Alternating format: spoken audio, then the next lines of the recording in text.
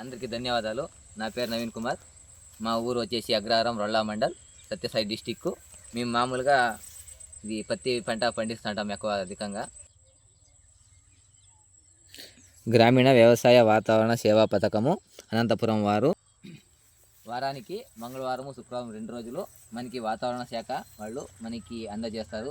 వర్షం ఎప్పుడు వస్తుంది ఎప్పుడు లేదని.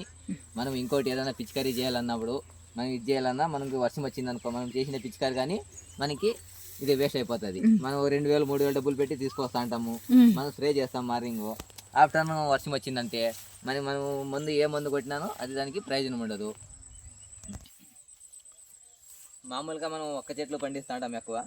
ఇందులో వీళ్ళు చెప్పినారు మనకి అంతర పంటక ఏదైనా పత్తి లేదా శనగ చెట్లు, జొన్నలు ఏదన్నా పెట్టుకోవచ్చు. మనకి ఇంకొకటి పత్తికి నీళ్ళు పోతుంది, ఒక చెట్లకి నీళ్ళు పోతుంది. మనకి ఒక చెట్లు రావాలంటే దాదాపు అంటే 5 సంవత్సరాలు 6 సంవత్సరాలు అవుతుంది. అంత లోపల మధ్యలో మనం ఏదన్నా ఇంటర్ క్రాప్గా పెట్టుకొని దానికి వాటర్ పోతుంటే దీనికి వాటర్ పోతుంటాయి.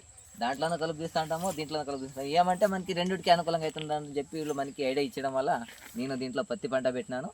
ఇది రెండింటికి యూజ్ అవుతుంది. ఇక్కడ ఒక్క చెట్లకి నీళ్ళు పోతున్నాయి, పత్తికి నీళ్ళు పోతున్నాయి. మనము ఎరువులు వేస్తున్నాము. పత్తి చెట్లు బాగున్నాయి. ప్రస్తుతానికి ఒక్క చెట్లు చూడండి ఎట్లు బాగా గ్రీన్గా బాగున్నాయి. మాకు ఏఎంఎఫ్ వాళ్ళు చెప్పినారు, మనకి సూచన చెప్తుంటారు. మనకి భారత వాతావరణ శాఖ వాళ్ళ గురించి నేను పాటించుకుంటూ ఇది చేసుకుంటున్నాను. నాకు మంచి ఇదిగా ఉంది, అనుకూలంగా ఉంది. వాళ్ళు చెప్పింది నేను నలుగురికి చెప్తా అంటాను. వాళ్ళు చెప్పింది కానీ వింటుంటారు.